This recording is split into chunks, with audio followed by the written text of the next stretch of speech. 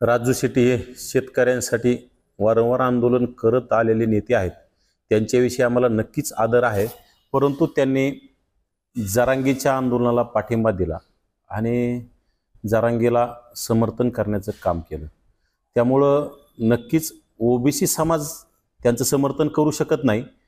त्यांच्या कार्यकर्त्यांना त्यांची भावना व्यक्त करणं तो अधिकार आहे, त्यांनी मांडली पाहिजे.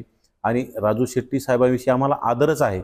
आणि त्यांनी आमच्या अगोदर उभा राहण्याच्या अगोदर आमच्या घनसावंगी मतदारसंघात साखर कारखाने आहेत, ज्याला ऊसाला भाव पाहिजे त्या प्रमाणात मिळत नाही, शेतकऱ्यांच्या ऊसाला भाव, त्यासाठी इथे येऊन त्यांनी अगोदर आंदोलन केलं पाहिजे आणि ऊसाला भाव चांगला मिळून दिला पाहिजे.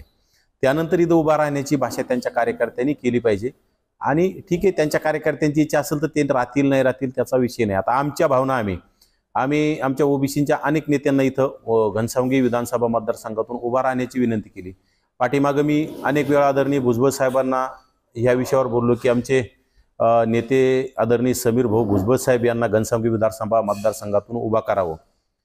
परंतु भुजबळ साहेबांनी काही असं आम्हाला सांगितलं नाही की आपण उभा करू म्हणून. आणि आदरणीय पंकजाताई यांना सुद्धा मी म्हटलं की आता प्रीतमताई मुंडे ह्या खासदार नाहीत, त्यांना आमच्या मतदारसंघातून उभा केलं तर नक्कीच आम्ही त्यांना निवडून देण्यासाठी प्रयत्न करू आणि जीवाचं रान करून त्यांना निवडून आणण्याचं आम्ही काम करू.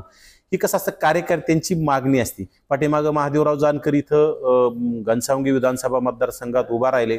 आम्ही पक्ष बाजूला ठेवून महादेवराव जानकर साहेबांचं काम केलं. परंतु का असतं, बाहेरील आयात उमेदवारांनी इथं येऊन काम केलं पाहिजे. नंतर सुद्धा आपला विजय होईल, पराजय होईल, नंतर एकमेकांच्या संपर्कात राहिलं पाहिजे, पुन्हा आपण निवडणूक लढली पाहिजे, असं माझं मत आहे.